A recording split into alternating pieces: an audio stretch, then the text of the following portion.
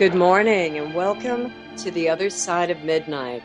It's a pleasure to be here with you all, but I'm so sorry. I know how disappointed many of you must be that Richard was unable to make it this evening. We're hoping that things will get back on track and he'll be with you for the next show coming up.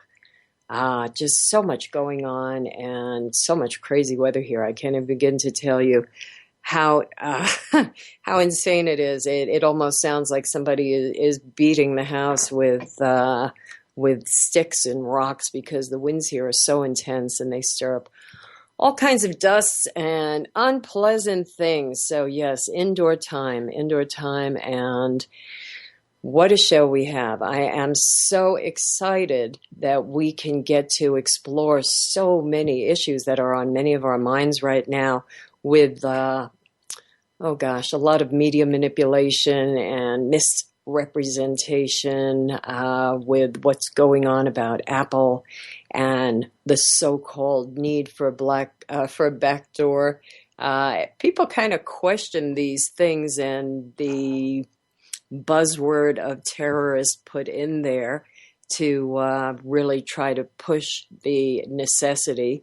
But we will let John McAfee expand upon that. And for many of you, I mean, you're well aware that he is running for the President of the United States for the Libertarian Party.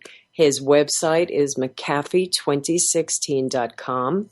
Not only is he a world-famous computer scientist, activist, hacktivist, yoga instructor, and developer of the first commercial antivirus program, he's had quite a fascinating background. Born in the United Kingdom on a U.S. Army base, raised in Salem, Virginia, and he received both a bachelor's degree in mathematics and an honorary doctor of science from Roanoke College in 1967 and 2008. He was employed as a programmer by NASA's Institute for Space Studies in New York City from 1968 to 70.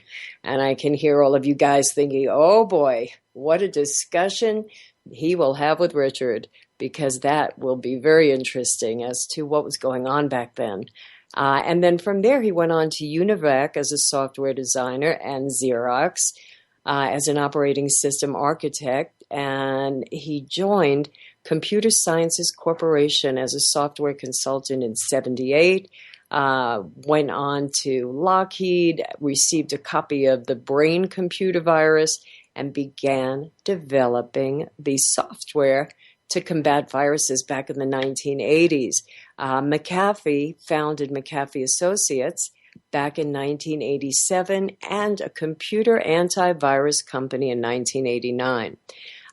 Then he quit Lockheed and began working full-time at McAfee Associates, and that was operated from his home in Santa Clara, California. And 2 years after McAfee Associates went public, John sold his remaining stake in the company. Now, as I was referencing before, many of you are familiar with all the news coverage on CNN, on RT.com, lots of interviews about the purported need for a backdoor, which the government was claiming just this one time, that's all we need it for, to be able to get information about the San Bernardino shooters. And I'm really hoping, John, that you can explain to us what happened, because when I read the reports, they were stating that the password was changed after those two people that they said did the shooting were under arrest. Well, that is correct. At the request of the FBI, by the way, the San Bernardino changed the password and then somehow lost the password. So it's one of these monstrous screw-ups that our government is quite famous for. And I think there are few governments in the world that could mess up so badly, having so much going for them. The technology that the FBI possesses, our NSA, and so on, they managed through a simple phone call. The FBI change the password immediately, which was done by a police officer, apparently without a pen and paper.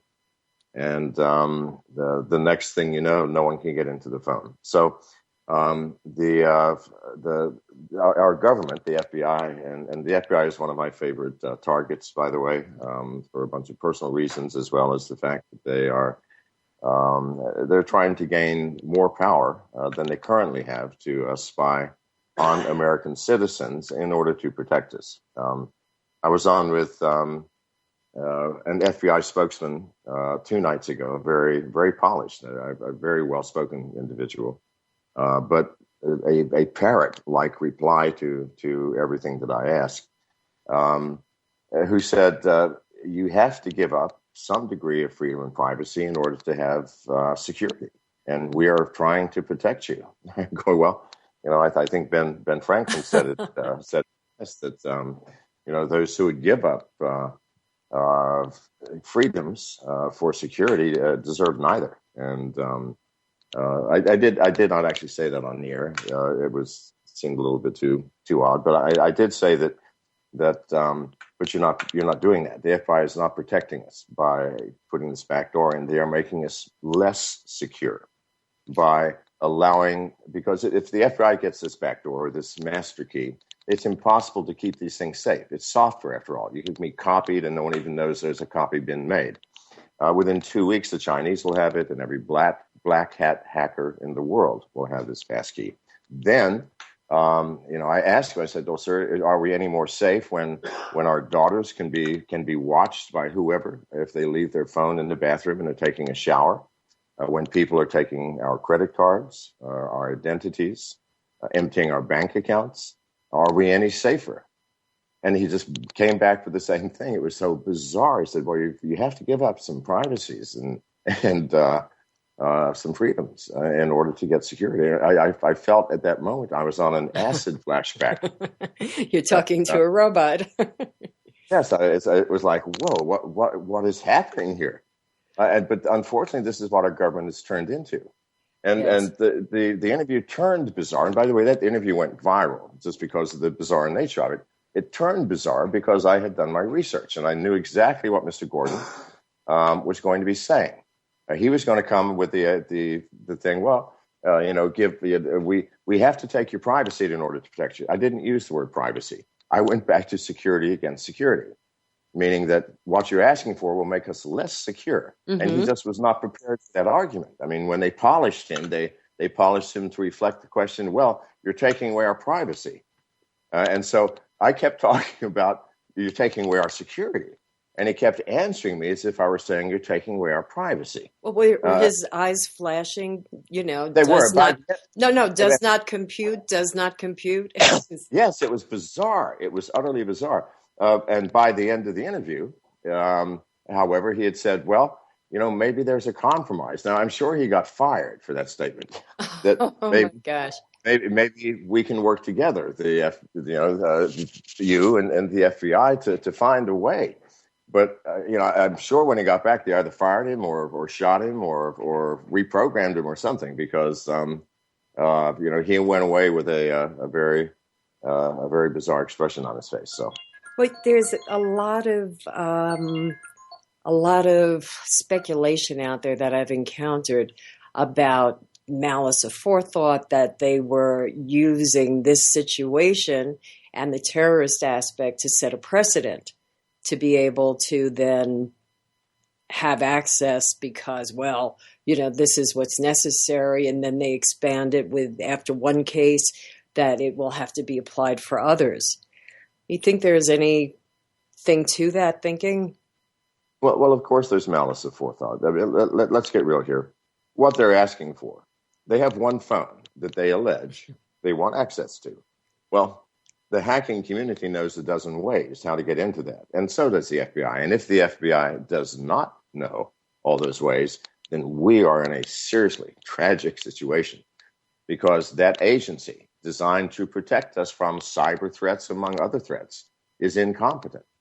So I do believe that they have the capacity to do this. But what they have asked Apple to do is to take this a step further and say, well, the easiest thing for us is give us a master key. That way we will be assured when we get into this phone that everything's going to be okay. We won't mess it up. That's a bizarre argument from an agency that allegedly has one of the highest cybersecurity team talents in the nation. So, of course, this is a deceptive approach, and of course, they had malice of forethought. Now, I don't think the FBI wants to harm American citizens. I don't. I think they're seriously misguided, and the thought process has been twisted and warped by so many years of thinking down the wrong path. That yes, you do have to give up privacy and freedom in order for us to secure you. How can we secure you if you make your lives private? Because really, here's what I'm asking. This is exactly what the government is asking. They're saying, all right, we are here to protect you, and we want to protect you. And I firmly believe they believe this. We want to protect you. However, in order to protect you, you must open up your life to the tiniest scrutiny so that we can see through you as if you were a window pane, so that we can assure you that you are not the enemy we are protecting you from. This is the logic if you really work it through. Oh, now, sure. And we have to have a lot more respect for George Orwell and his prophetic abilities. Yes, absolutely. So what's happened is through the desire to do their job, which is protect the American people as if we were a bunch of sheep and they were the sheepdogs, they have developed a warped way of perceiving reality.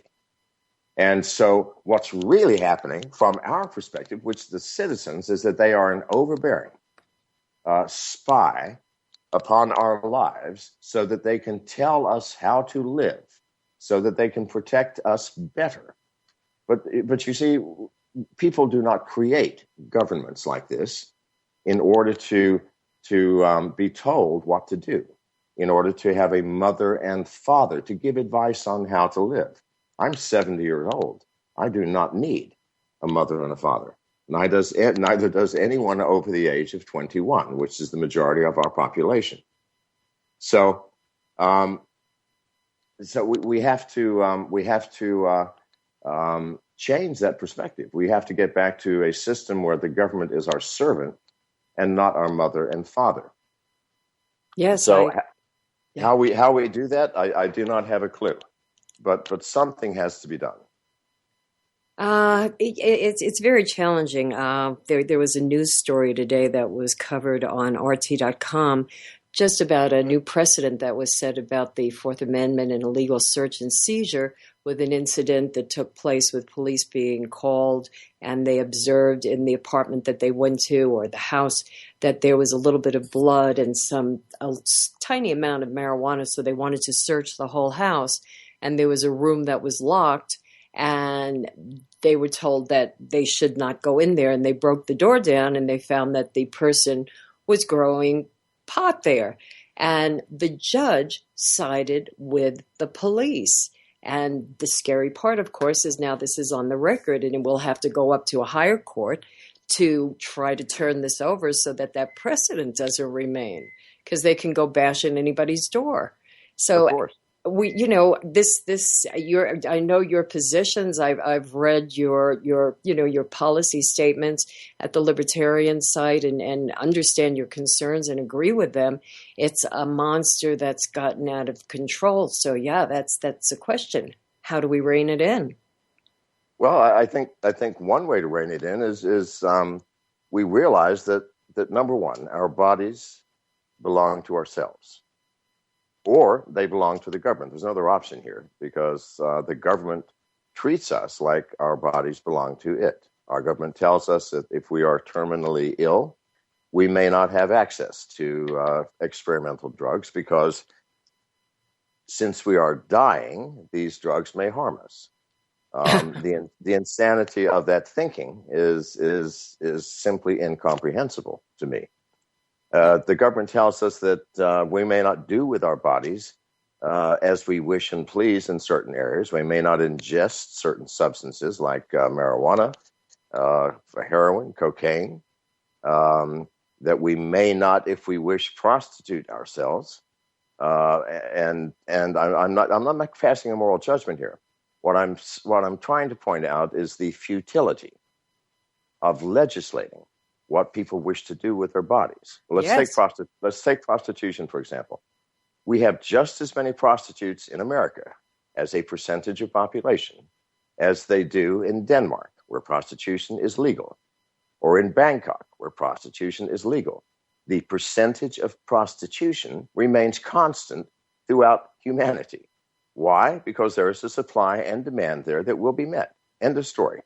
So while in Denmark or in Bangkok, where the society runs very, very smoothly in relation to prostitution, and prostitutes have to, make sure that they are germ-free and that everything is safe and above board, and there is no pimp in the middle that is like the human slave master that abuses and terrorizes the women.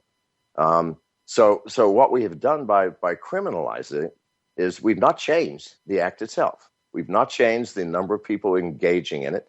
We have merely imposed untold suffering and hardship on the population by criminalizing a private act between two people, where it suddenly becomes illegal because there is an exchange of some kind of value. Well, I can't think of anything more absurd. We have millions of people in our prisons who are there because of smoking weed. Some of them for one joint for 15 years, and we consider ourselves a civilized society? No, we are as barbaric as it comes. Look at prohibition. We tried to criminalize the consumption of alcohol. No difference in criminalizing the consumption of weed. And what happened? More alcohol was consumed in America during prohibition than at any time since the Danes invented beer. So nothing changes when we try to legislate what we do with or to our bodies. And our government simply has not learned it. Simply has not learned it. Look at the drug war. What has the drug war done? It has not in any way reduced America's consumption of illegal drugs. It has merely created the largest and most brutal criminal organization on this planet, the Sinaloa cartel, the richest organization on this planet, I might add, with hundreds of billions of dollars per year in income. And then we have to create an army to fight what we have created. And the Sinaloa cartel, can you expand upon that for us? Well, yes, the Sinaloa cartel is actually run by a gentleman named El Chapo, a very short person, apparently very charismatic, who once escaped from the Mexico prison last year, was visited by Sean Penn to write a story. Sean Penn was followed by the DEA, and El Chapo was rearrested. So the Sinaloa cartel is the agency headquartered in Mexico, but who has employees in every country in the world, who is responsible for the distribution and the insertion of illegal drugs into the American public. Now, without him, we wouldn't be consuming any more drugs. We might actually be consuming less because there's not a force out there that's trying to force people to take these drugs by making sure that they are in every town, city, and village in this country and everywhere in the world. But we created that organization. Yes, we created that, and don't you think there would be another one to take its place? I mean, I remember the shock for people when the whole story came out with Oliver North about using, drugs for weapons. And when you get back into looking at the history with Afghanistan and the opium, and lo and behold, when the U.S. troops are gone, the opium production goes down. Right. So basically criminalizing anything that is not an intrusion on the safety, privacy, or the life of another person is absurd and completely unnecessary. And if we legalize drugs, the Sinaloa cartel would disappear. How could they exist? Because they exist through the brutality imposed by the criminalization. That if we murder you and cut your head off, what are you going to do about it? You're in an illegal trade anyway, and so is your entire family. And so, the DEA is going to arrest your whole family. No, if there's no criminal element of this process, that Colombia merely ships the cocaine through our ports in San Francisco or Miami, and we then ship it out to the consumers, the cartel disappears. There is no need for it. There is no need for a criminal organization in a decriminalized world. Sure. And so suddenly this organization, which has brutally murdered millions of people, simply disappears. And then all the money we're spending on the war of drugs, we can spend on other problems like our poverty, our veterans, and everything else. Right, and we're facing a very serious problem now with the over-prescribing of opioid and pain-killing medications. And we know how easily people become addicted to them, and then they can no longer afford to pay for their prices for a prescriptive drug. And they go to the streets and turn to street drugs, and we find overdoses from street drugs, from heroin, overdoses from the pharmaceutical drug. And the interesting reports that I've had speaking with people around this country is a lot of the small towns, the small areas, it's looked upon as not that bad. I mean, it's the kind of drug your doctor would give you, so it's not a big crime. And the death tolls are mounting. So, this is getting the public to be aware and make demands, and that motivation and that respect for their rights as individuals that you're talking about, we have to re-educate people. I always try to think, what will it take for people to say, that's it, no more? Well, I don't think we need educating. I think we're very smart people. I mean, if you're over the age of 21, no matter what you're doing, if you've never gone to high school and college even, you know something. I mean, maybe you're living in Nebraska or Kansas and you know everything about farming wheat. Perfect. Then your family will have taught you how to add and subtract and how to store wheat and plant wheat and harvest wheat. We are a smart nation. We are.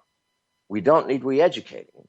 We need the government to stop regulating, to stop interfering, to stop telling us what we can and cannot do, or what is the best way to do something. Because yes. How does the government know? The government is not inside my skin. The government has not lived my life. It does not know my intimate problems. It does not know my talents. How can it possibly advise me? And yet it insists on doing so at every turn. So we don't need educating. If we disbanded the DEA and said, look, what you do with your body is your business, and you have to take responsibility for the end product, for the consequences. Because if you're addicted to heroin, the addiction is its own punishment. We don't need to punish you more. That's insane. I'm not saying people should be punished more. I'm saying they're being entrapped into these deadly patterns from pharmaceutical drugs. Oh, absolutely. Absolutely. And it's no different than being entrapped by the local pusher for heroin. I mean, local pushers give you your first hit for free, knowing that it's only going to take one and you're going to come back. Well, that was your choice. You chose to take that hit. Your family apparently did not tell you that doing so might completely destroy your life, but you did, and it is your responsibility, and you're going to have to figure it out. I figured it out. I've taken more drugs than you can carry, but I haven't taken any for the past 30 years. But I figured it out. I hit bottom. I survived. So can you. I don't need the help of the government because you cannot help anybody who is addicted. This is a fact of life. Definitely. Alcoholics Anonymous can tell you that there's nobody who can make you stop drinking if you need to stop until you decide on your own that, whoa, I got to stop. Well, then great. Then you don't need my help. All right. So you've figured it out and you stop.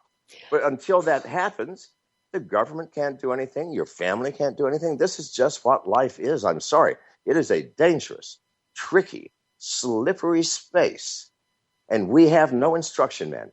We're born into this mysterious, dangerous, exciting affair with no manual, and we have to figure it out. with the help of our family and our schools and what little we can get. But even there, in the end, it is our own experience that is the instructor. And so until that happens, you can't help. After it happens, I don't need your help. So we've got to get out of this space that, oh, that poor guy, he needs help. Get the heck out of his life. Let him figure it out. Yeah, but the whole nanny government has come about with the pressure from the pharmaceutical industry, of course. To control and to be there in every aspect of our lives. And we look at the insanity, what's happening in California with making vaccinations mandatory. And hopefully people in other states will not allow that to happen to them and it can be turned over. But this idea of a nanny government, yeah, it's horribly offensive and it has no place because people, I mean, that's one thing that I found most attractive with the concepts of the Libertarian Party, the idea that you should be in charge of your own body, something basic common sense. And yes. Here we're being told that, no, you don't know what's right for you. Absolutely. But you need to understand that you and I and every one of us are responsible for this nanny government because of our own thinking. We elect these people because I like that idea. We're going to help the poor. We're going to help the sick. We're going to help the drug addict. But it doesn't ever help, does it? We just create more government.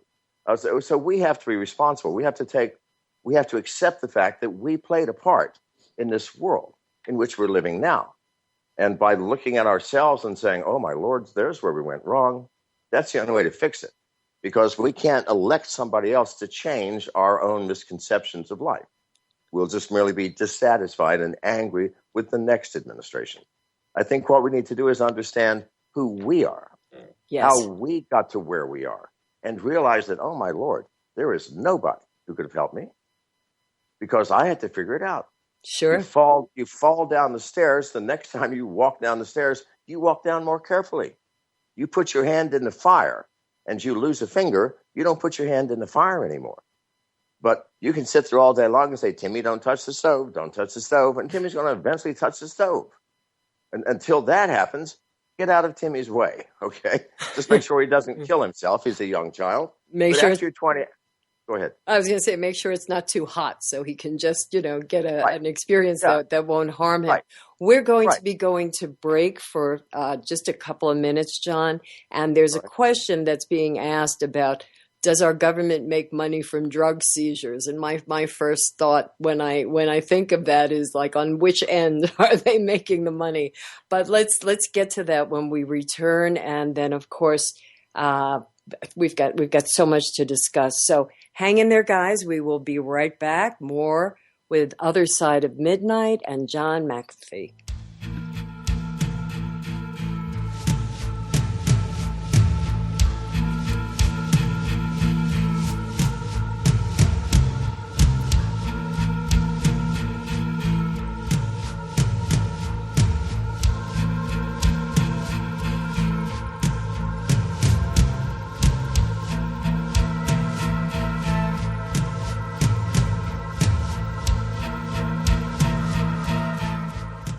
And we are back. You're listening to The Other Side of Midnight, and I know I don't sound like Richard C. Hoagland. This is Dr. Robin Falkov, and Richard will be back with you all, and it is a pleasure to be filling in for him and having the opportunity to interact with John. What's the right pronunciation? McAfee? I think actually, my family has always said McAfee. Oh, so I was right. Okay. McAfee, not McAfee, but okay. It's McAfee, yes. But I answered anything, so it really doesn't matter. There are far more important problems in my life than the pronunciation of my name. So I hear you, and the question that was asked by the audience about there was an explanation that's in the chat window. So they're saying, in other words, is the war on drugs a war on making sure the profits from drugs stays with the government? Well, it didn't start that way, of course. I mean, our government cannot possibly be that corrupt. Well, I hope.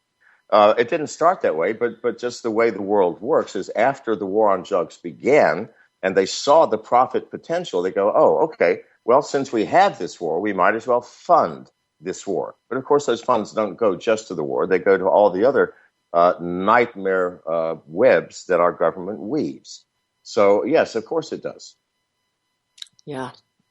Okay. And we can work in the questions, and we can take some calls in the last half hour of the show. We'll see how that works out, how we cover everything. So we're looking at some of the other questions about how did the government ever make marijuana illegal? I mean, they tried and got away with it, and what's your opinion on that? With like everything else, it depends on who is in power. Yeah. In the 1930s, the people in power weren't drinkers, and therefore drinking was bad. Well, in the 1960s and 50s, the people in power were drinkers, but they were not marijuana smokers. So marijuana was bad. Anything out of your sphere of direct experience is bad, if you think about it, for the average person. Not in any real sense, but in the sense of how you perceive the world.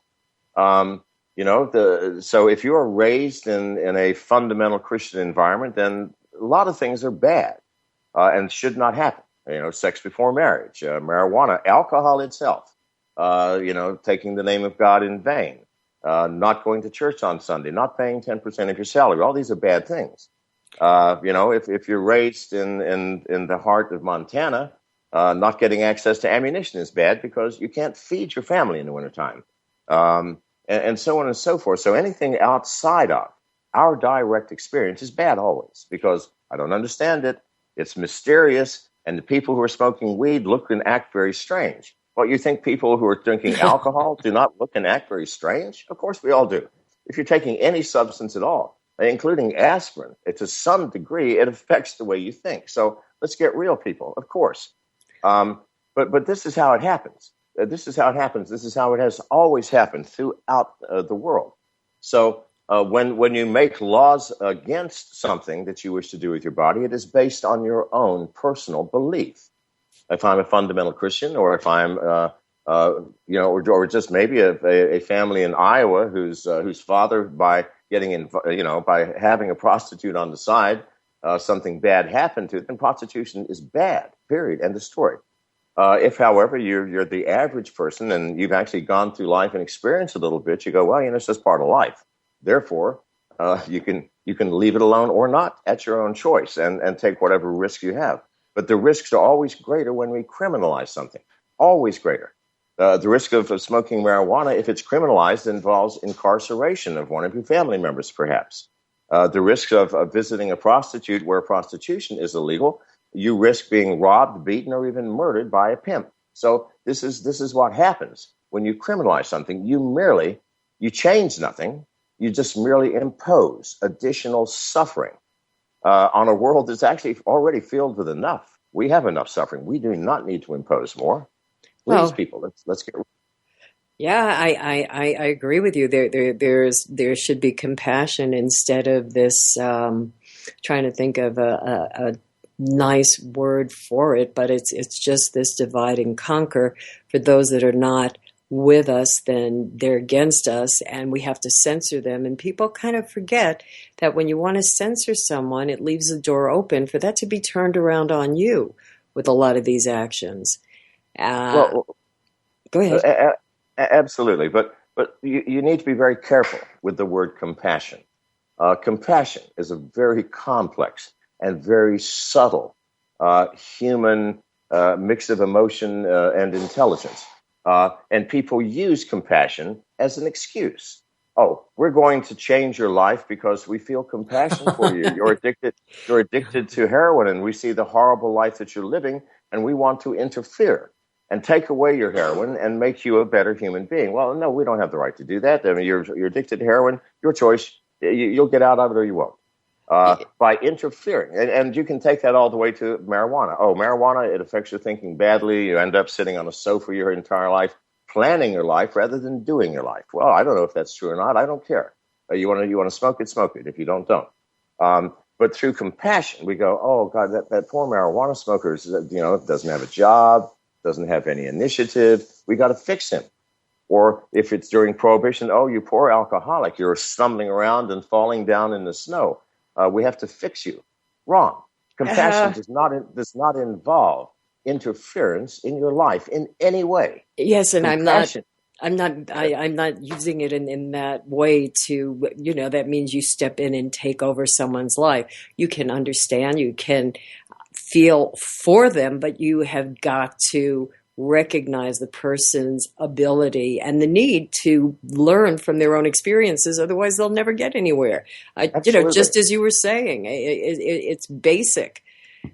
Right. And if you are, in fact, a close friend of that person, which means that the person to some extent has invited you into their life, then you have the right to say, hey, Fred, you got to, at some point, look at this heroin habit. I'm just giving you some good advice. Well, you, as a good friend, you might say that. As a very distant friend, you wouldn't even be allowed to do that because you have not been invited by Fred into his life to the point that you have the right to even suggest to Fred how he should live his life. If you're Fred's spouse, you have the right to say, Fred, you've got to stop this heroin addiction because you're not making any money and our children are starving. Good. You have the right to say something. The government does not. The neighbor does not unless he's stealing from you every night and say, well, look, you got to stop this heroin habit because you've stolen everything that we have. Then you have the right to say something. But if you're just some impartial observer who goes, oh, I feel for all heroin addicts, we must fix them, that is not compassion. That is the opposite. That is actually what we call hostility. Hostility does not just involve smacking someone with a stick. When we attempt to change someone else's opinion, that is the highest form of hostility. When we attempt to through compassion or any other sort of emotion, to advise or remove or to somehow help you without your asking for help, that is violence. We are doing violence to that person and actually to society at large. Well, and it doesn't really help unless somebody recognizes that they have a need and are asking. Yeah, you ask for help, then good. I'll help you, Fred. Get off the heroin or whatever it is, or get off the cocaine or, whatever it is. Then absolutely step in because he's asked you to step in or she's asked you to step in. But until that happens, keep the heck out of their lives. Not your problem, not your issue, and it's certainly not your right. Yeah. It is just such a horrible invasion of everybody's privacy on every level, and the scary mindset of their entitlement to do so, and how many people go along with things for your objectives, for what you would want to achieve if you were in office.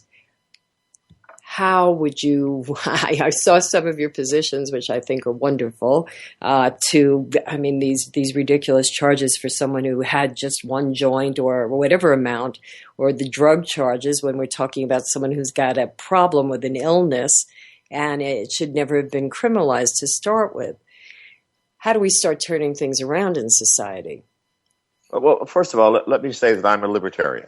And I hate putting labels on anyone because as soon as you put a label on them, you believe that you've understood them. Oh, yeah, you're an addict. Or, oh, you're a doctor. Or, you're a radio talk show host. So suddenly I understand you. This is what the human mind wants to do. It's faced with a mystery. The first thing it wants to do is to label it so that it can find a compartment in its myriad closets where it can put you, so that it feels secure. This is what the human mind does. So I hate putting labels, but for the purpose of discussion, let's call me a libertarian. And what does that mean? It means that from a political standpoint, here are my views. Libertarians believe, first and foremost, in individual liberty and individual privacy. Now, how did I arrive at that view?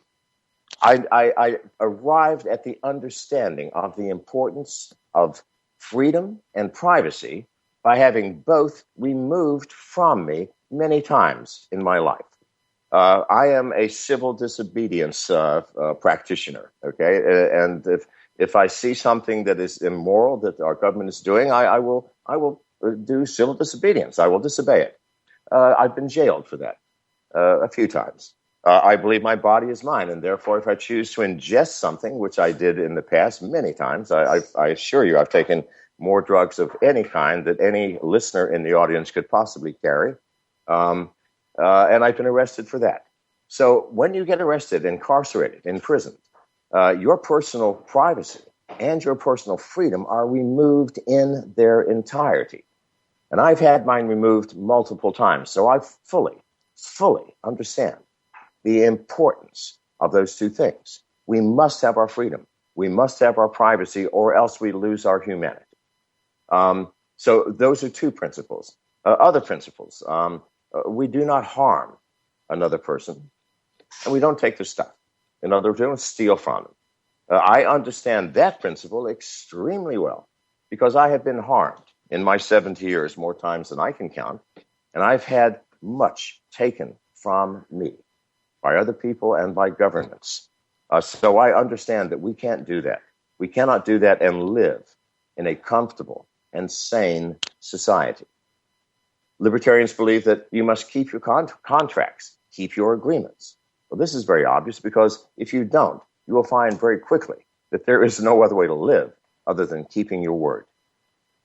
Libertarians believe that the government serves a very limited function, and none of those functions include telling us how we should live. Because after we become adults, and you can define that any way you wish, after we become adults, we don't need a mother and father telling us how to live. Now, it's great to have a mother and father that we can call for advice when we wish. Say, Mom, I don't know. Here's what's happening in my marriage. Can you give me some advice? Because you may trust your mom. But otherwise, we sure don't need the government doing it. And we certainly don't need the government invading our privacy. It should be the other way around. Why do we, as citizens, not have the right to invade our government's privacy? Because they have more secrets than any entity on this planet. Well, and we're paying for everything, and we're electing people that are supposed to meet our needs, our requirements. That's the whole point of what's supposed to go on before an election.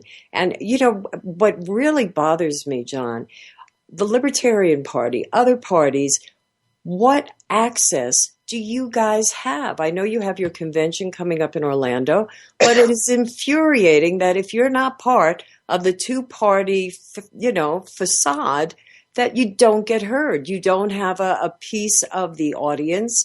And it just is this lock that they have had for way too long, with people still believing that, oh yeah, we have a choice. So how do we get this? There was a recommendation. I had interviewed Jesse Ventura when his book about JFK came out, and he said, why don't we get ballots that don't have political parties next to the candidates' names and let people do their research on what the person stands for? Well, that absolutely has to change. I think this is a very fortunate year for the Libertarian Party. I'm very new to the political aspects of libertarianism, even though I've been a libertarian at heart my entire life. I have no trouble getting press. I really don't, and it might be because of the way I live and the way that I speak.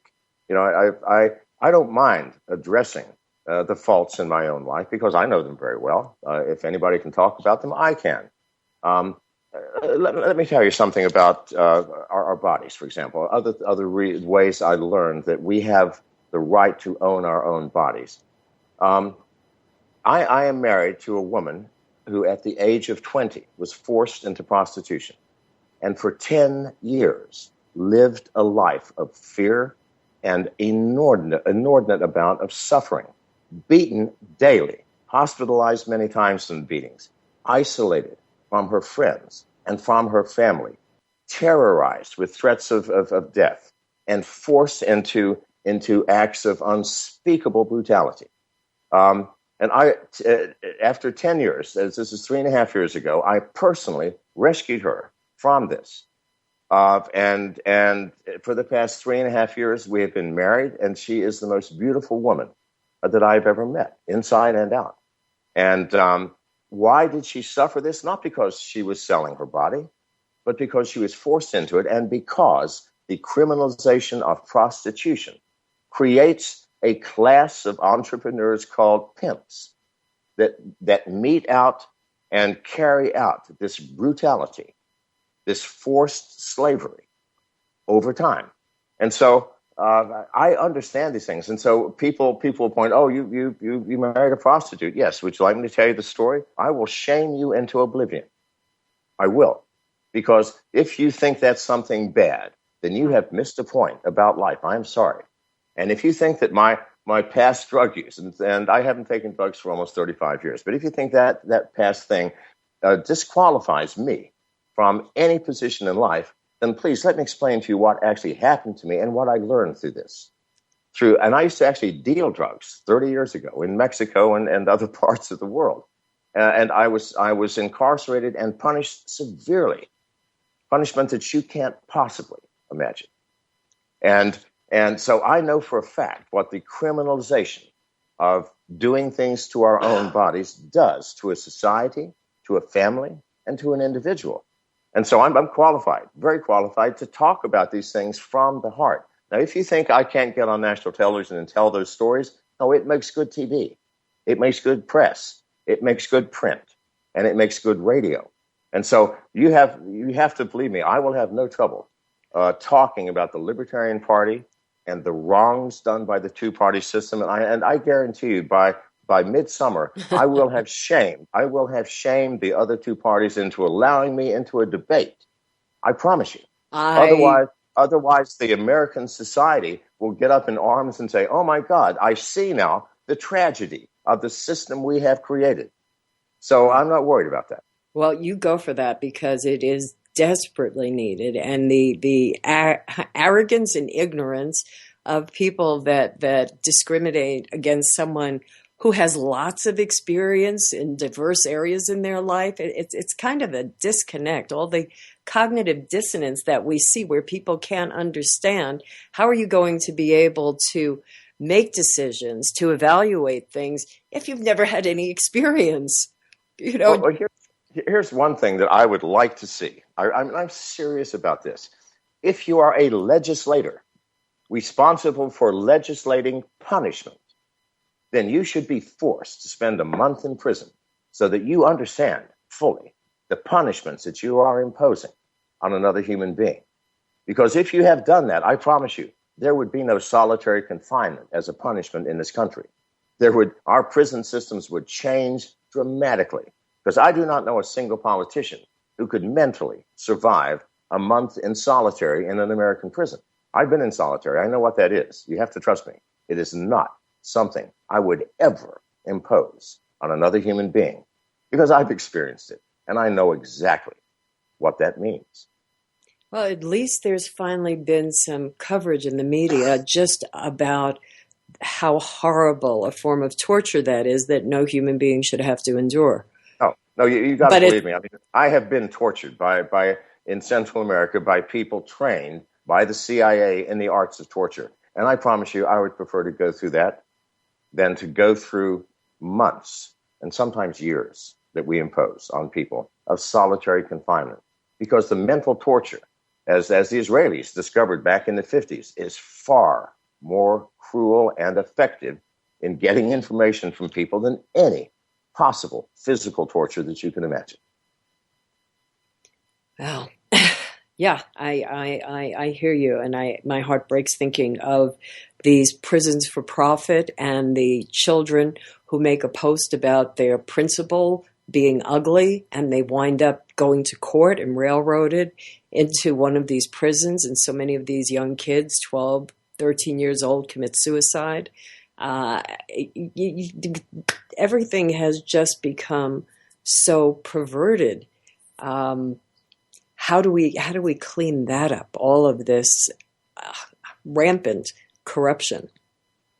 Well, as I said, if we forced legislators to understand, go to jail, I love that. No, I'm serious. I'm serious. I think it's a brilliant idea.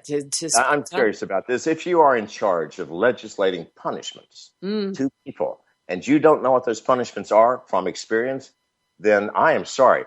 Get the heck out of the job, because you are not qualified You're simply not qualified. So I'm not saying I'm qualified to do anything.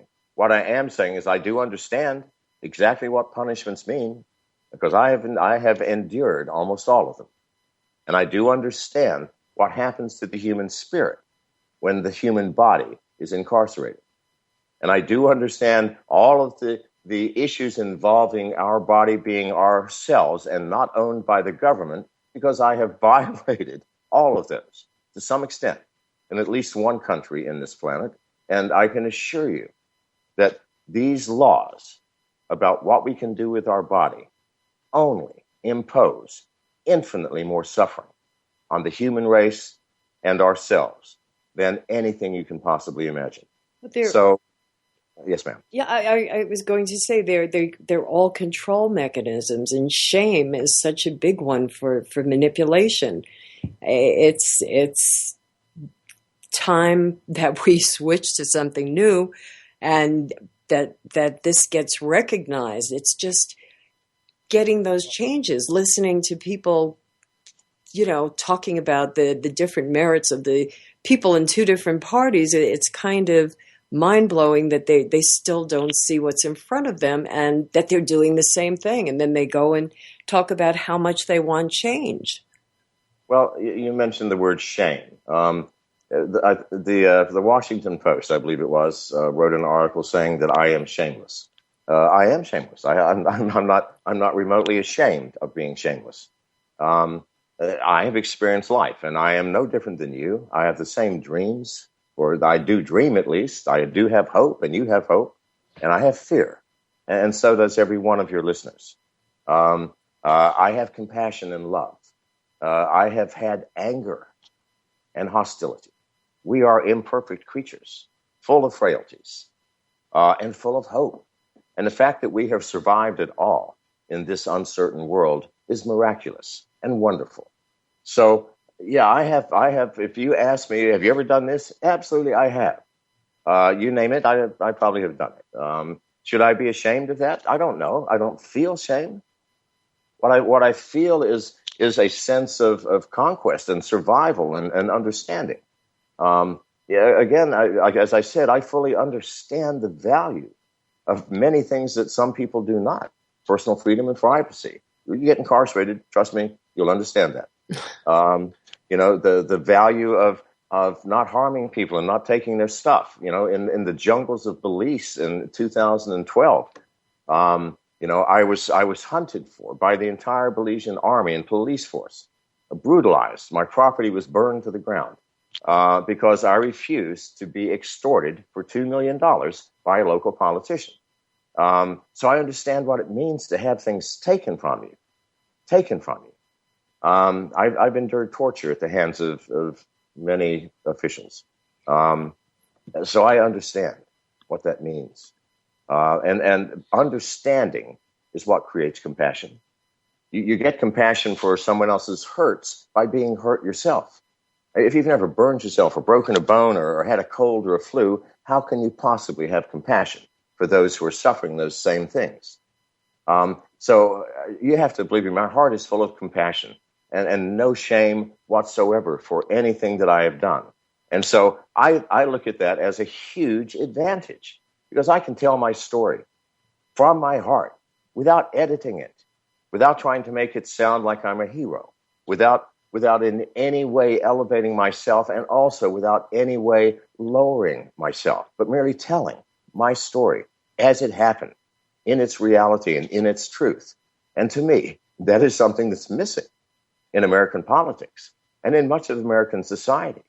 So shame is not a good thing. So when the Washington Post says the man is shameless, how can you defeat him in a debate talking about the Libertarian Party and then advising, say, you'd better learn pretty quick? Trust me, you won't. And people on stage that I have talked with or debated that point to the flaws in my life, I don't turn it around and point to the flaws in theirs. I explain it. I explain it as I experienced. And then they end up with the shame, usually.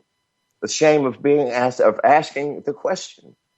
So to me, okay, so I'm shameless. All right, another advantage in winning this race, or at least in making sure that I get to debate on the national stage. with the two parties.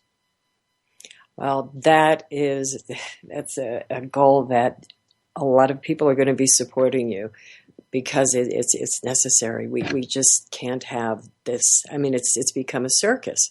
It really has. And can I do something shameless right now? Sure. And you got about a minute to do it, because we'll be going to break. It's gonna be very short.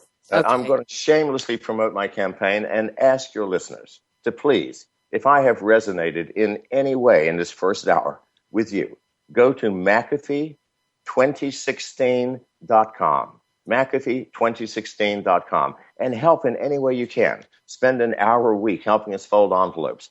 Donate 50 cents. Press the donate button. Do something. Because by just sitting at home and doing nothing, will you ever change this country? Will you ever have an impact? Because nothing happens without action. Nothing. So there's my shamelessness for the hour. Thank you. Well, if that's your shamelessness, that's something that we all have to emulate. So, yes, asking for support to make a difference and better everybody's lives, that's a wonderful thing. Okay, guys, I know there are a lot of questions backing up, and we will get to them. To give you a heads up, one of the questions that came in, there are people curious about what you think about the group Anonymous. So we can come to that when we return, and we'll be right back with more of The Other Side of Midnight.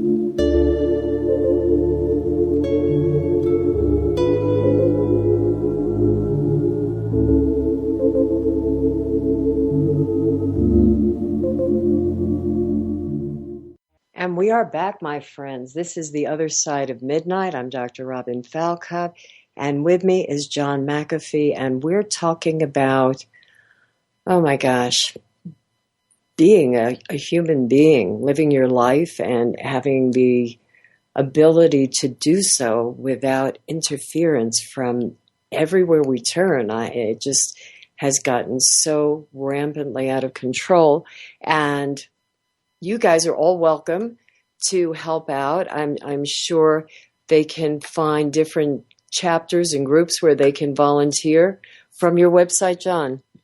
Absolutely. There's a volunteer section. Just press that button, fill out the form, or get a phone number and call somebody. There's a donate button. If you only have 50 cents, trust me, that will help. Yeah.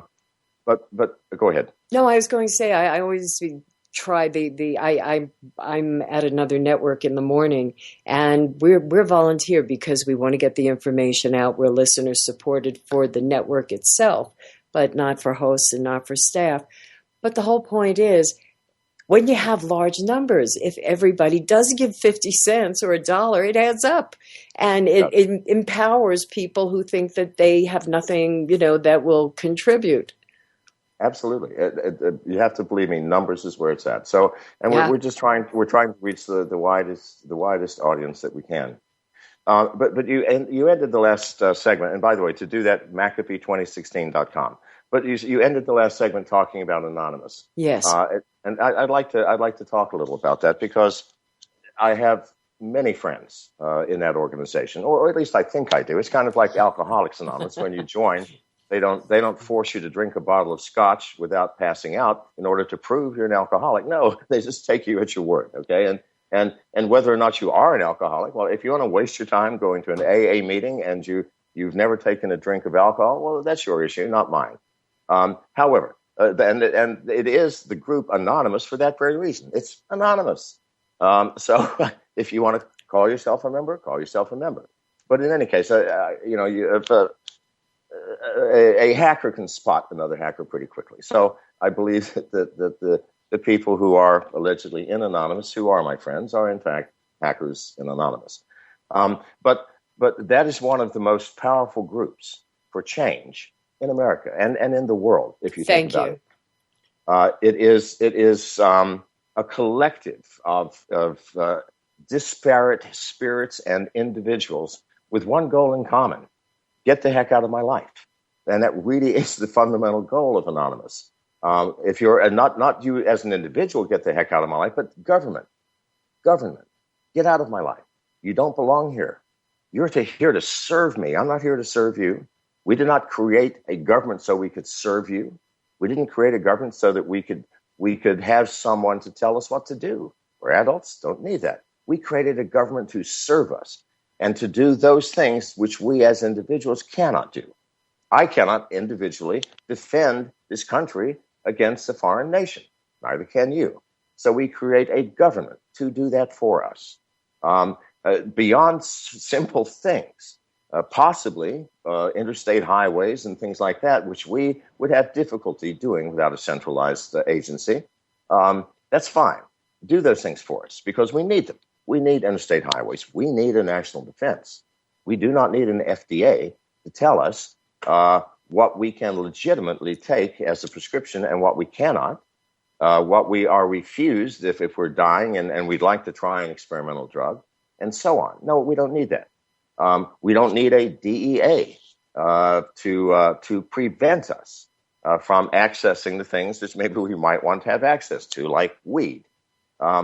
So the group Anonymous is the strongest, most powerful voice in this disparate collective of people who would like some freedoms back because they have some serious power. They've never flexed their muscle for real. I mean, yeah, they took down the Bank of America for a day or two and things of this nature. But believe me, if you tick them off, if you anger them enough, and they all collectively are angered, which is hard to do, by the way, because they all have such different opinions, I promise you, you will see some flexed muscle that the world has never seen. Because we are living in an age where everything is connected and glued together through digital science, through the cyber world, everything. We have smart TVs. And by the way, Samsung finally in their manual said, look, if you want to have a private conversation in the privacy of your home, don't do it in front of this television set because we're recording you and we're selling all this information and we're not telling you who we're selling it to. So just to be polite, you want a private conversation, go and hide in the shed in the back of your house because you might have some privacy there. But we're reaching that point. And all of these things are hackable, everything. So if you think that there's not some serious power in the ability to unglue the glue that holds the society together, then you simply have not looked deep enough. And to put the same fear into some of the police that I'm thinking of the police officers in San Francisco that were spraying with military-grade pepper spray, kids that were part of Occupy San Francisco sitting on the ground with their hands linked together and repeatedly spraying them. And it was Anonymous that published the home address of that police officer. And I think that's fine. Yes, as it should have been, because that was such an outright abuse. There were so many abuses observed through there. Well, Ralph Waldo Emerson and Henry David Thoreau, the great civil libertarians of our time, and they disobeyed civil authority when they believed it was wrong and were jailed. They had it right. We have the right to disobey a law which violates our constitutional rights, period. End of story. And that's called civil disobedience. And if, in fact, you want to peacefully sit somewhere and collect, and the police or the FBI or our government or some politician says, no, I don't like that, well, I'm sorry. F you, because we have the right to do this. We have the right of peaceful assemblage in this country. And certainly on a public space, we own that public space. That's why it's called public. We are the public. It's ours. And if we don't have the right to collect there and sit there when we choose, for as long as we choose, then there is something seriously wrong with our political understanding of our Constitution. Yes. I agree with you. And it's getting people to recognize that they've always had the power. It's all of the propaganda that's telling them you can't do this, you can't do that. Well, what happens when everybody stands up and says, well, this is what we want? Then we get attention and things change. Well, not always. Well, it's not always just attention that we get. I mean, if you look at governments and societies throughout history, one of two things happens: the people stand up, and the government says, okay, we hear you finally, okay, and they change. Or the people stand up, and the government sends out the military, and that's called revolution. I do not want to see that happen in this country, ever. I mean, we have enough threats externally from Russia and from China and from other agencies that we do not need to be a threat to ourselves.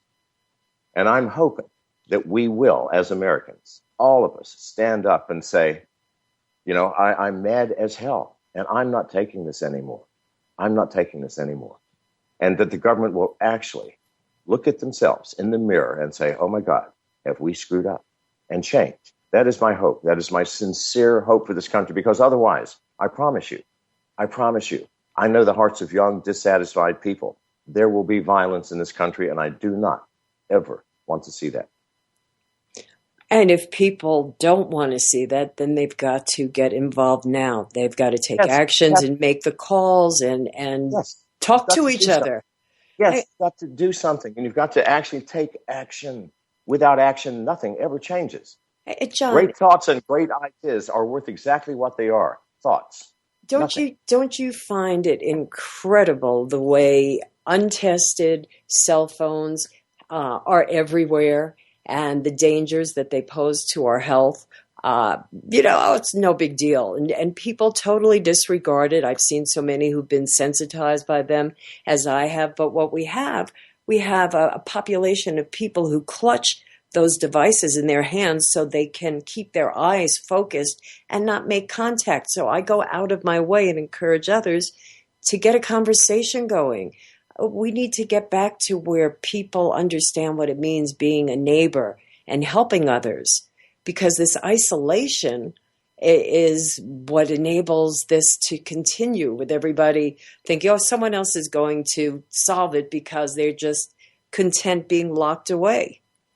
Well, I saw it. Yeah, Facebook is a marvelous thing, by the way. I saw on Facebook a cartoon where someone's calling another person saying, "Hey, come over tonight. We're having a party where a bunch of people are going to come over and look at their phones." And really, that's what happens. So people think they're having conversations now in a medium, in this digital medium, where they think they have friends who they've never met, and they think that they're connecting and communing. No, they're not. They're just entertaining their own minds. And we have lost contact. We have lost the sense of communion with our fellow humans. When we can sit across the table from our wives and not notice that they exist for an entire hour because we are on Facebook or Twitter or some other medium where we think we are doing something. No, we're not. We're simply watching a movie, listening to a radio. There's nothing wrong with that. But at some point, you want to have a conversation. You want to touch. You want to look into the eyes and maybe into the soul of the person who is there with you in the here and the now. And we're losing that very rapidly. Why? Because the phones give us an excuse to avoid the potential discomfort of communion, because it is an uncomfortable thing to begin with for many people. To open yourself up to the person sitting next to you, to actually look and see the discomfort, and look beyond the words that are being spoken. And you know what I'm talking about. You know what I'm talking about, that the words spoken on Facebook and Twitter and everything else are just words. You can't look into that person's face and see the suffering that's behind the words.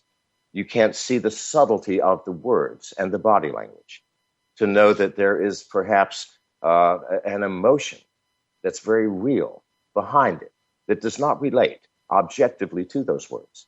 So we're losing that, and we're therefore losing our humanity. And it seems to me that we are becoming ourselves merely another chip in that processor that we call the smartphone. So we have to look at ourselves. I'm not saying abandon your smartphones, of course not. They have provided a great deal of convenience and power and knowledge to the average life. But there is a real world outside it. And all you have to do to interact with that real world is look up for a second. Look up for a second and look into the eyes of the person across from you or next to you and realize that there is the real life. And that the life inside the phone that you project yourself into is an imagined life. It is. Oh, it's a tragic life because the focus is not to deal with emotional nuances. And, you have an emoticon. I mean, it is insane the way things are. You've laid it out beautifully because so many have lost sight of the cage they've put themselves in. Right. And people are reaching the point where they actually do not want to interact personally. Yes. If I want to call somebody, for example, we're having an email discussion, I'm going, let's call. Excuse me. Frequently, there's an excuse made because, that's a little bit uncomfortable. I mean, to hear your voice and the emotion behind it, I'm not sure I'm ready for that yet. Seriously. I know. Seriously. I find it disturbing. Even in the press now, someone contacted me late last night, or is it this night? It was morning here now. Anyway, from the press asking me to explain something, and I'm going. I tried it through email a few times. I go, look, call me, and we'll have a question and answer session. Well, he never called back. Why? Because he wanted email responses so he can do a cut and paste and ignore the human aspect of the question he was asking. So it's getting almost frightening how pervasive this concept of email, that's all you need, or let's chat on some direct message medium. Well, okay, I don't mind doing that, but at some point it is convenient to talk to you and listen to your voice so that we can understand what we're trying to convey. Definitely. I agree with you wholeheartedly. I talk about this every single morning at the start of my show, and I get feedback that really is inspiring because people are reaching out more to others and finding, it was a good experience. Nobody laughed at me. They welcomed it. Actually, they couldn't believe that somebody actually took an interest in them. And one of my audience had posted a picture on Facebook of a sign in New York subways. And I thought, this is tragic. Don't smile or talk to strangers. Well, can you imagine? The thing that much of this technology was actually built by people who consider themselves misfits. This is the truth. And many hackers and programmers and software engineers, they don't understand the social world, and so they think they are, quote, misfits. But let me explain something. There's no such thing as a misfit in this world. We're not all cogs in the machine. We don't have to, oh my God, your gear ratio is different than mine. No. We're a bunch of ephemeral, bright stars bouncing around in this universe. And the beauty comes from the fact that we are not cogs in this machine, that the patterns of beauty that we create through our individuality is what makes life, it's so mysterious and beautiful, exquisite. And that's what people do not understand. There is no such thing as a misfit. Some of the most beautiful people in my life have been what they call misfits. Why were they beautiful? Because they brought something into my life that I had not previously even imagined. Oh my God, I had never imagined someone like you could exist. How wonderful. How wonderful. So we've got to understand this, that real life does not require conformity. It does not require that you fit into the machine, because there is no machine. There is no machine. There's this random, beautiful, brief experience called life, full of pain and suffering and joy and beauty. And the interplay between all of these things is what creates the mystery, the depth, and the love. So please, once a day for an hour, put your phone down and see what the world is. It will surprise you. Yes, good advice. Good advice.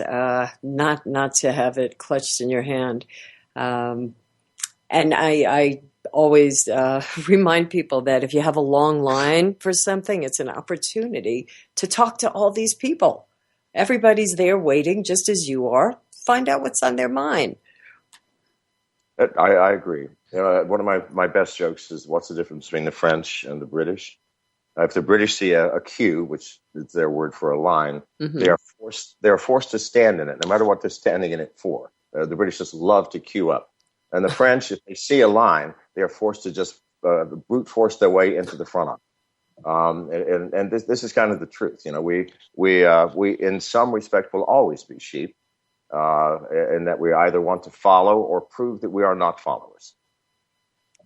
Yeah, it's time for the individual to surface and not have to be either. So, I resonate with what you're saying. I know the audience does. We're getting great feedback. People are admiring the truth that you share from your experiences and how they've shaped you. And they're just so curious about how do we really make things happen? How do we get the changes? How do we implement everything? And then, of course, there's the question about the threat of cyber terrorism. Some people are wondering, is this overhyped, or are these real threats? Well, you gave me the opportunity once again to say McAfee2016.com. One of the ways you can make a change is if you pass the park and someone is sitting there with a sign going, "This is wrong," join them, sit down, make your own sign, add to this civil disobedience. And again, as I said, if I've resonated in any way with you as the listening audience, go to McAfee2016.com and help get behind or get next to us, get in front of us. I don't care, but we all have to speak up together and we all have to help. But the war, the cyber terrorism, is it a real threat? Oh, believe me, in the worst possible way. I can promise you that the next major war in this world will not be fought with nuclear bombs and battleships and airplanes. It's going to be fought with computers. It will be a cyber war. And you may think, oh, that's going to be better. No, it will be many times more devastating than the worst nuclear war you could ever imagine. Let me give you an example. 2 teenage boys brought down the entire country of Ukraine's power system, their electrical grid, for an entire day 2 months ago in the middle of winter, and many people died. They died from hypothermia. And they used a piece of software which is 30 years old called Dark Energy, made of 17 lines of code. It's a trivial thing. The Chinese now have the ability, using their own hacking techniques and tools, to shunt our electricity from one substation to another in such a way that it would literally, physically burn out our electrical substations across America within a matter of hours, and we would be left permanently without power. Now, what does that mean?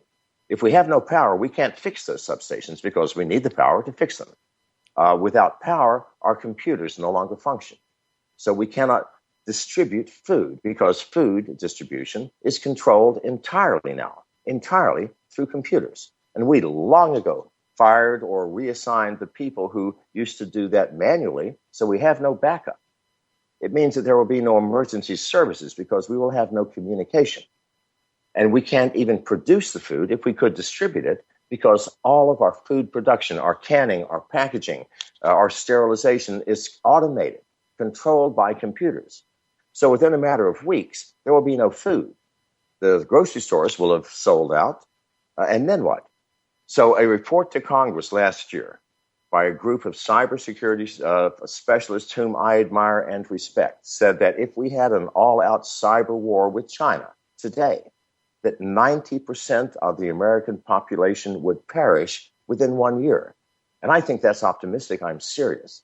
I don't see how more than 1% of us could possibly survive an all-out cyber attack.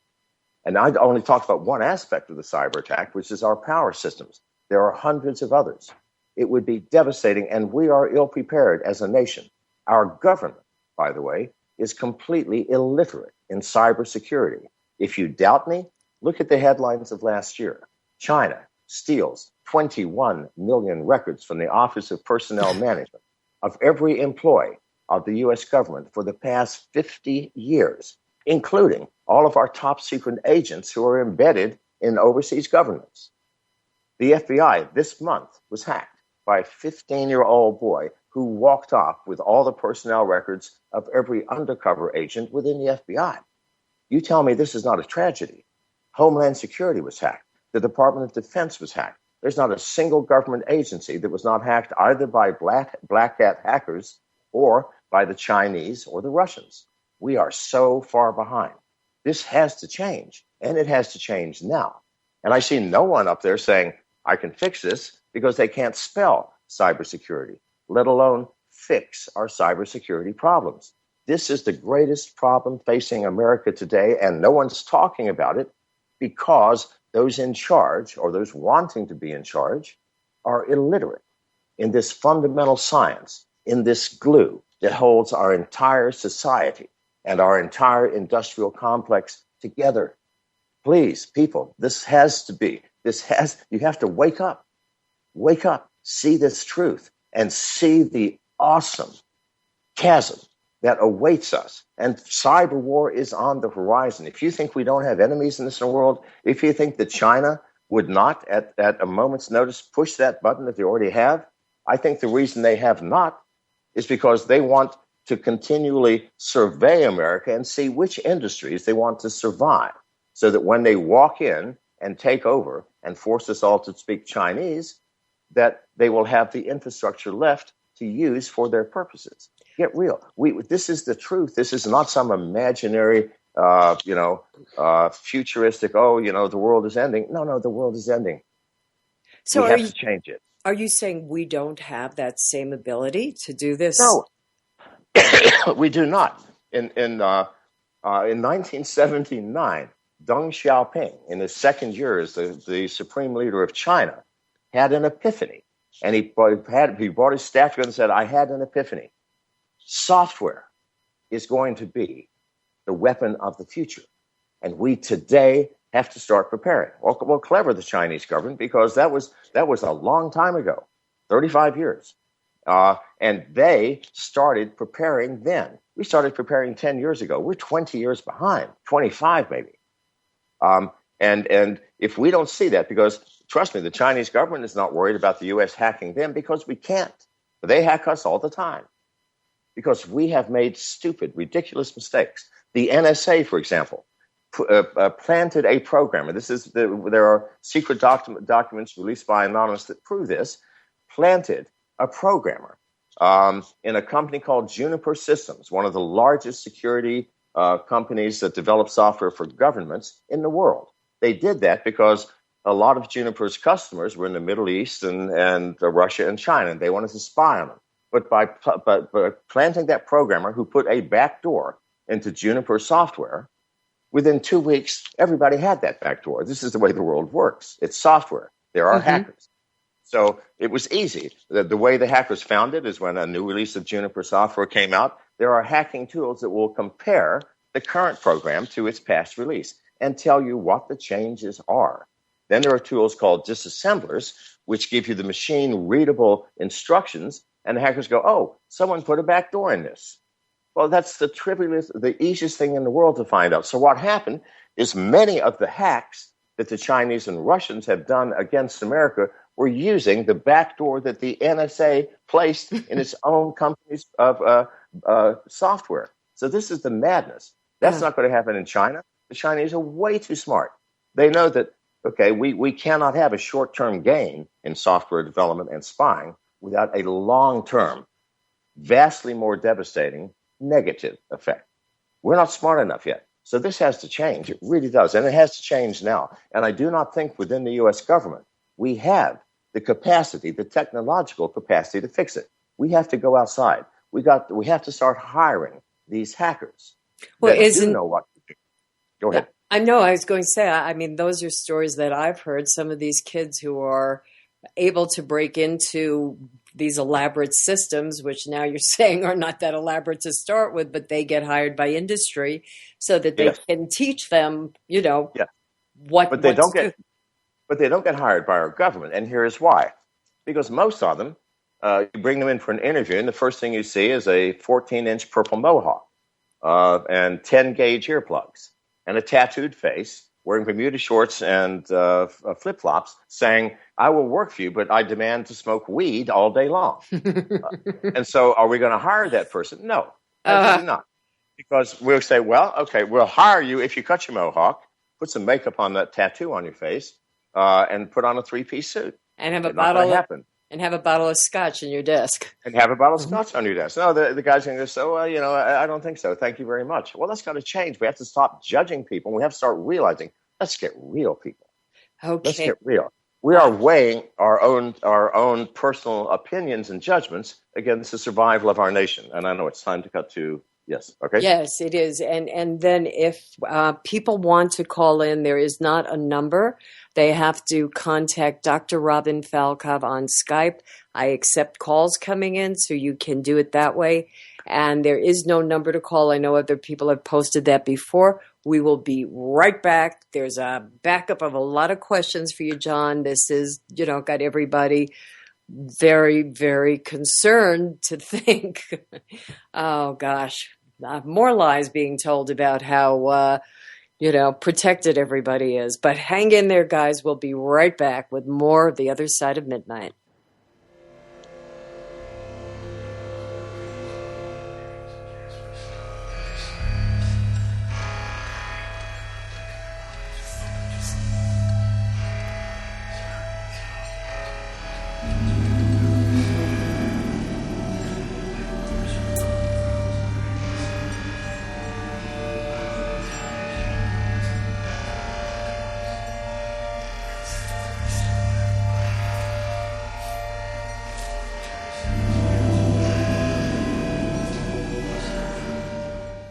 And we are back. I'm Dr. Robin Falkov. This is The Other Side of Midnight. With me is John McAfee.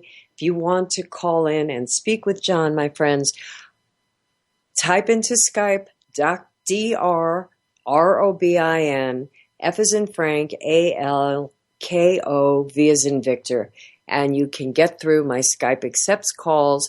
And the other number is Richard's Skype number, which is on his computer, not mine. So, John, there's so much, and we do have the untapped resources of these young people. I think about the 2600 Club years ago, and these kids that, it was the challenge that they were after, because even then the school systems were slowly dumbing everybody down. And what did they have to really compel them and have them compete and see what they could achieve? And I thought it was absolutely fascinating that it wasn't with malice. It was with just this desire to reach a goal. Well, here's something that's changing in our education system. Oh. I believe that kids today get 90% of their education from the internet. Think about it. This smartphone in your hand, and this is one of the great things about the smartphone, gives you access to the internet, which gives you access to almost every piece of knowledge that has been stored in the past 35 years. And there's very little that you cannot get access to. And young kids who use the Tor browser or the Onion browser or other dark web browsers get access to the deeper part of that web, the dark web, where there is massive amounts of information. So you see kids today who will watch something on the news and immediately go onto their phones to check the validity of it. Yes. I love that. Oh, me too. I think that is spectacular. So this is one of the positives of our smartphones. And this is one of the things we should be taking advantage more of, rather than going onto our social media thinking that we're getting the news from social media. Because really, 50% of what shows up on Facebook are satire news, and people take it as truth. Zombies invade Walmart in Tennessee. Well, how many millions of people believe that story? It was well constructed. I almost believed it because it was so well constructed. But then you get to go online again to check the validity even of the online news. So it's spectacular and powerful beyond any imagination that we could have had 25 years ago. So I think that young people are more and more ignoring their formal education, because if you think about it, your formal education, the textbooks and the teachers are so out of date. They are. How can you be teaching a class every single day and at the same time keeping up with keeping up with the changing technology, the changing news stories, and the changing times. Yeah, I think that's the solution to the insanity of something like Common Core that's only there to create cognitive dissonance. I mean, to think of the first time I saw it on Facebook where someone had posted an example or a copy of their child's math homework, I thought it was a joke. I couldn't believe that they would actually have something like that. But what you're saying is so true because, yes, they want to look everything up because they can. And it's a whole different engagement. The kids' minds are so interfaced with technology. It's second nature to them. And that part is a saving grace if we can get them to remember that there are people to interact with. Right. And so I'm always playing jokes on the young people just to see. It's very hard to fool a young kid anymore. All right. I have a 10-year-old nephew, and a few weeks back we were talking about I don't know the Roman wars. I don't know how we got on the subject, and I said, well, the reason that the Romans won against the Visigoths is that their internet connections were much faster. And instantly he said, no, that's not true. They didn't have the internet or smartphones back then. Okay, cool. I like that. I like the fact that kids now are more skeptical of everything adults tell them. We need that. Kids need to be skeptical of the adults because we're on the way out. They're on the way in. They need a far bigger truth than we entered the world with or even leaving it with. So it's a spectacular, powerful tool.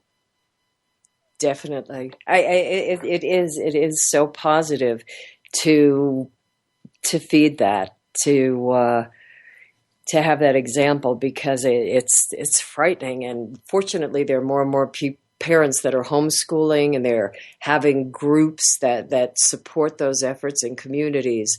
Where would you begin changing the whole education system?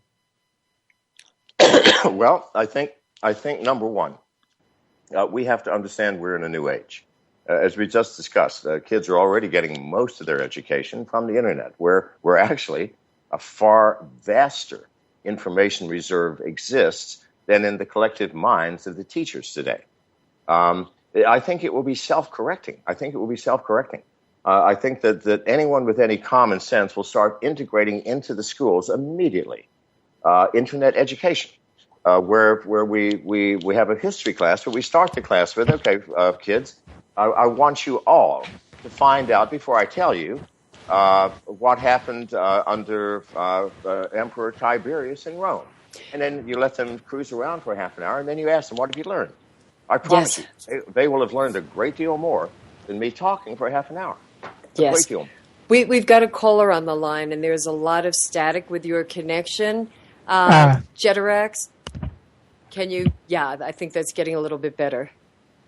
Can you hear me? Yeah, if you could just turn down your volume a little bit, that would be great. And do you have a question for John? Yeah, I was just wondering. A couple of years ago, there was an article in Wired, and it had you kind of like putting a gun to your head and pulling the trigger a couple of times. Yeah. And I was just wondering, was that like a kind of a quantum experiment? Yeah, it was not. It's something called sleight of hand.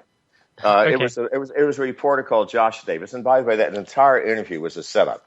I thought it might have been something like that. Yeah. It was a setup to do a script for a movie for Warner Brothers, which in fact, when he went back, he wrote a script and he wrote the story, by the way. Josh had gone into the interior of police and interviewed the government and various other things. I said, look, Josh, you've been deceived by a society whose main goal in life is to deceive. I mean, this is a country run by drug lords, okay? And deception is their art. And he said, well, what do you mean? I said, let me give you an example. So I took my pistol out. It was a revolver. And I said, look, here's my revolver. And I took all the shells out, the bullets out, except for one. I put one back in, and I spun the chamber. I said, I'm going to show you something here, which is an example of missing a point. Now, you will miss something. So I put the gun to my head, and I started clicking. And he panicked, and he freaked out and says, no, you don't have to do this. Stop. But I clicked it about 20 times. Okay, there's only 6 bullets in the chamber. Nothing happened. Then I said, now, come outside with me. And I had the gun in my hand the whole time. I pointed the gun toward the sand. I lived right on the beach. Pulled the trigger, and it fired and blew a big hole in the sand. I said, now, you've missed something, Josh. What he missed was a simple magic trick called sleight of hand. There's no quantum experiment here. I know I've been reading people's analysis of this event for years, and it amuses me that people go, well, he went into an alternate reality, and no, it's magic. It's sleight of hand. That's all it was. I'm a great trickster, and I love sleight of hand because it entertains people and it entertains me. So that's all. But he wrote this story up as if something magical had happened, and really magical. He said, he was trying to kill himself, but somehow he didn't. Well, of course, I wasn't trying to kill myself. Yeah, I kind of believed it. Right. So that's all that was. Okay. I was also wondering what your kind of thoughts on about those out there kind of ideas like UFOs and stuff. Well, it would be impossible for any intelligent mind to believe that we're alone in this universe, which is nearly infinite. Think about this. It is impossible. We are on a very not extraordinary planet that's rotating or circling around a galaxy, which is itself not remarkable, in a near infinite universe of galaxies. You tell me there's not somebody else out there. Of course there is. There has to be. What that else is, we might not even recognize as a life form. I mean, think about it. The possibilities for life, which is some organization of matter into a self-replicating entity, good Lord, of course there is. You might even say that we ourselves have created life inside our computers through artificial intelligence. There's a great argument for us having done that, and we won't even have noticed it. Because what we have done is the collective minds of millions of smart people building software that all interrelate and intercommunicate might already have created that artificial intelligence, and we just didn't notice it. So, yes, there has to be intelligent life. Have they visited us? Perhaps. Would we even notice it? Perhaps. Would the visitors even care about us? Perhaps. So you would kind of put that stuff out there if you were running for president? I wouldn't put my personal beliefs out there, but what I would do is if, in fact, there are secrets within our government where we've been visited by alien intelligence, and I believe that we as a society have a right to know. I mean, what we've done as a government, what our government has done is have a one-way mirror where they get to look into our lives, but we cannot get to look into the government. Well, it needs to be reversed. It's our government, our taxes, our work, our ideas as a civilian nation. So we have the right to look into the deepest secrets of the U.S. government. So if that's one of them, absolutely, we'll make that public. Okay, cool. Good stuff. Thanks for taking my call. Pleasure. Thank you for calling. Okay, we've got someone else coming on the line. I think we just have time probably for one more call. And let's see if he can hear us.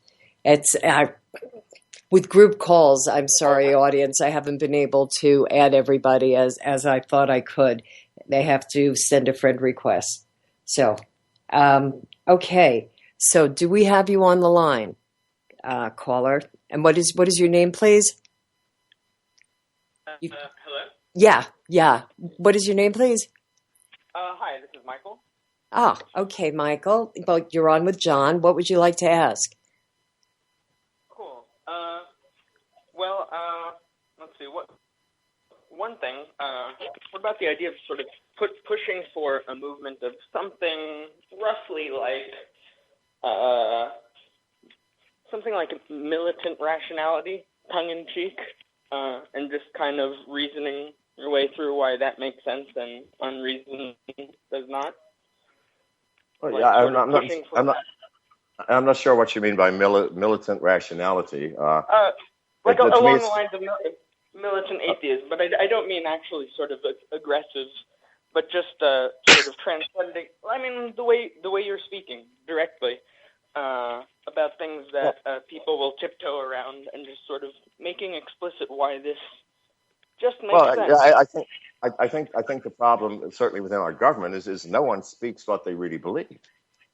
People speak what their superiors tell them to speak, which is a tragedy. We shouldn't. If we speak from our hearts, for example, I've been doing so tonight. I may have connected with some of you. You may have noticed that what I'm saying is actually me. And isn't that the point of it? I mean, if we're going to commune with one another, me communing with the audience tonight, and the audience tonight communing with me, then we have to know each other. Unfortunately, radio is generally a one-way affair, and you get to know me, and I don't get to know you. But at least in that one-way thing, there is a communion and a transcendence, and possibly a change where you go, oh, that's something I've never considered, or this shameless man here, at least I can relate to him. Without that, what you want to call it, the directness. Without that directness, then we have small talk. We have no communion. We have entertainment. And good Lord, are we not entertained enough with reality TV and our alleged thing we call the news, which is certainly not the news, and everything else? We have enough entertainment. We don't have enough communion. We don't have enough reaching out to the soul and heart and mind of our humankind. That seems to be a kind of willingness to be real. I mean, there's people don't want to offend, and that's understandable. But I mean, the truth is, just people don't like being wrong, and they often are, and it's no good. It's not as good as being closer to the truth and realizing that such a thing is generally possible. Well, to me, if a person is offended by the truth of another person, then the problem is not with the person who revealed the truth, but with the person who was offended by the truth. Because if you're offended by the truth of another person, then isn't it your problem? What is it about that person? If they told the truth, this is how I feel, this is how I believe, this is what happened to me. If you're offended by that, then you need to look at yourself, not the other person. You need to ask yourself why you would be offended. Yeah, I mean, I guess something along the lines of like actively arguing against irrationality in a way that doesn't become close-minded and sort of open and as real as possible and willing to evolve, at any given moment, given appropriate circumstances, like better reasons. But like a more active disagreeing with these things that pop up all over the place, and following those discussions through to some sort of conclusion, or at least making the clear point, like, this seems to be, what the state of our discussion is. I don't think that arguments or even disagreements get us anywhere. That's merely an attempt to impose our own opinion on someone else. I think there's no need for arguments. But aren't you disagreeing with me? I mean, it's no big deal. Sorry? It's no big deal, You're saying a different idea, and that's cool. That's right. In other words, it's not even an idea. You ask me what I believe. I will tell you. And if you believe differently, that's entirely cool. There's no need to argue. Show me the truth of you. I'll show you the truth of me. And if both of us are honest, there cannot be a disagreement. If we are both watching the moon, and the moon is half full, and I say, look at the moon, and you're willing to look at the moon, and you say, look at the moon, and I'm willing to look at it, can there be a disagreement about truth? There can't. Well, I mean, so often there is. Somebody maybe will act like they're busy and look at their phone and say you're distracting them. They'll find something. They'll find some way. And so what I'm saying is, like, directly engage that stuff.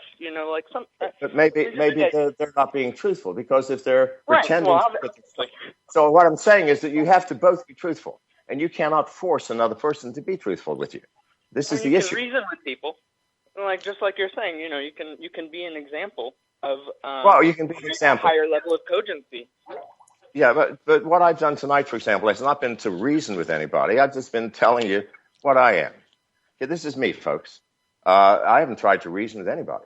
I've just said, this is me. It hasn't really felt like impassioned, emotionally driven stuff. I'd say it's pretty reason grounded. Well, reason grounded, and that I reason in terms of I have reasonably explained myself. Right, exactly. Well, I thank you for calling in, Michael. We're coming up to the end. We've got just a few minutes and we've got to wrap, so we will look forward to hearing more from you again. John, this has been great. I know I want to remind everybody about McAfee, MCAFEE, 2016.com. Fortunately, I think with your business, people know how to spell your name, so that's a good thing. It is, yeah. Very, very few people cannot spell my name, but very few can actually pronounce it. So it doesn't matter how you pronounce it. If you spell it properly, you'll get to McAfee2016.com. And seriously, people, if I have said anything tonight that resonates with you, that has woken you up just a little bit or has motivated you to take some sort of action, please go to McAfee2016.com. We need your help. And here's why. We are up against the two major parties in America. These are machines that chew up the soul of anyone who enters them, and they become cogs in the wheels of this machine. We don't want that for government, or I don't. Maybe you do. But if you don't want that either, then please help us out, because the Libertarian Party is a small party. We have ballot access in all 50 states. So we have an opportunity and a chance, but not without your help. Not without your help. So please, McAfee2016.com, press the volunteer button. We need volunteers, folding forms, calling people, feet on the streets. And we need your donations. If you got 50 cents, 75 cents, $1, push the donate button. It will be an action that you can take. Not a thought, not a principle, but an action that can possibly change this great nation of ours back to what it used to be. Well, that is beautifully said, beautifully put together for everyone so that they can actually take part in bringing about the change in this insane world that we have. And as you said, it couldn't be easier. Folding mailer on, papers from mailers, or putting signs on their lawns, or showing up with signs at other meetings, and talking to each other. I love the human interaction that you stress and your approachability, John. It's wonderful, and it's resonating with so many in the audience. Well, thank you very much. I'm doing the best I can at my advanced stage. So. Okay, we'll take that into consideration. Well, thank you very much for having me on. I've really enjoyed this. It's been a very relaxed, even though I had to get out of bed at 1:30.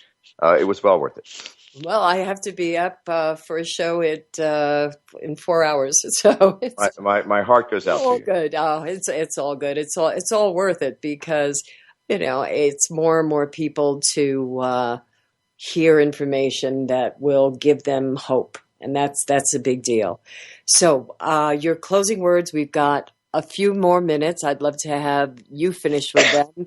And I'm sorry for all of those that wanted to ask more questions. And your interviews are up on radio with pictures for Other Side of Midnight, so they can see the interviews that you were talking about earlier.